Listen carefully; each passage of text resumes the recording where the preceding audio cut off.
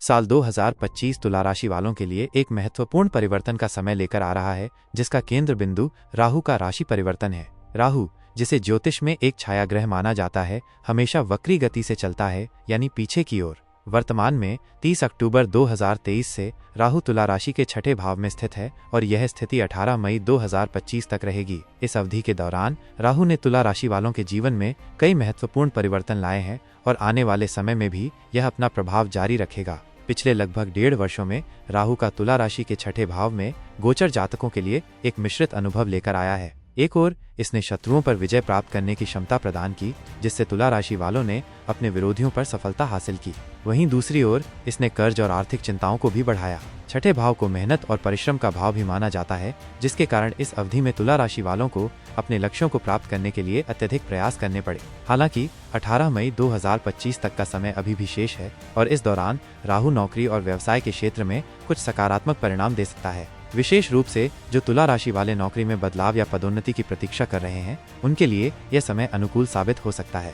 18 मई 2025 से राहु तुला राशि के छठे भाव को त्याग कर पंचम भाव में गोचर करेगा। ज्योतिष में राहु को इच्छाओं का कारक ग्रह माना जाता है और पंचम भाव में इसके प्रवेश से तुला राशि वालों के जीवन के कई पहलुओं में महत्वपूर्ण बदलाव आएंगे। पंचम भाव को ज्ञान, बुद्धि, संतान और रचनात्मकता का भाव माना जाता है, इसलिए इस अवधि के दौरान तुला राशि वालों के ज्ञान और क्षमताओं में उल्लेखनीय वृद्धि होगी। नए विषयों को सीखने और अपनी रचनात्मक प्रतिभा को विकसित करने के अवसर मिलेंगे। जो तुला राशि वाले संतान प्राप्ति की इच्छा रखते हैं या अपने बच्चों के भविष्य को लेकर चिंतित हैं, उनके लिए भी यह समय सकारात्मक परिणाम लेकर आ सकता है। इसके अतिरिक्त विद्यार्थियों के लिए भी यह समय बेहद अनुकूल रहेगा, क्योंकि उनकी एकाग्रता और स्मरण शक्ति में वृद्धि होगी।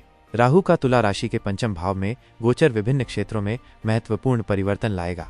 शिक्षा के क्षेत्र में तुला राशि के विद्यार्थियों के भीतर ज्ञान प्राप्त करने की तीव्र इच्छा जागृत होगी और वे अपनी शिक्षा में उत्कृष्ट प्रदर्शन करने के लिए प्रेरित होंगे। शेयर बाजार और सट्टा जैसे क्षेत्रों में रुचि रखने वालों के लिए भी यह समय लाभदायक हो सकता है, लेकिन निवेश से पहले सावधानी बरतनी चाहिए और विशेषज्ञों की सलाह लेनी चाहिए। कला, साहित्य, संगीत और अन्य रचनात्मक क्षेत्रों से जुड़े तुला राशि के व्यक्तियों के लिए यह समय विशेष रूप से फलदायी रहेगा, क्योंकि उनकी रचनात्मकता को नई दिशा मिलेगी और उन्हें अपनी प्रतिभा को प्रदर्शित करने के अवसर प्राप्त होंगे। राहु की दृष्टि भी तुला राशि वालों के जीवन पर महत्वपूर्ण प्रभाव डालेगी। राहु की 5वीं दृष्टि नवम भाव पर पड़ेगी, जो भाग्य और धर्म का भाव है। इस अवधि में तुला राशि वालों को भाग्य का साथ मिलेगा और उनके धार्मिक कार्यों में रुचि बढ़ेगी। पिता के साथ संबंधों में भी सुधार होगा। राहु की 7वीं दृष्टि एकादश भाव पर और 9वीं दृष्टि स्वयं की राशि तुला पर पड़ने से जातकों के आत्मविश्वास में वृद्धि होगी। वे अपने लक्ष्यों को प्राप्त करने के लिए अधिक दृढ़ संकल्पित होंगे और समाज में अपनी पहचान बनाने में सक्षम होंगे।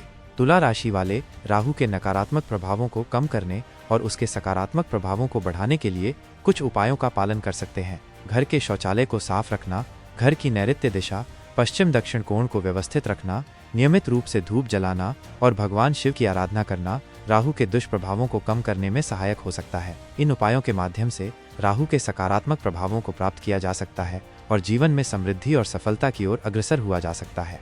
विशेष रूप से तुला राशि के जातकों के लिए अपने आत्मविश्वास को बनाए रखना और किसी भी प्रकार के भ्रम से दूर रहना अत्यंत आवश्यक है।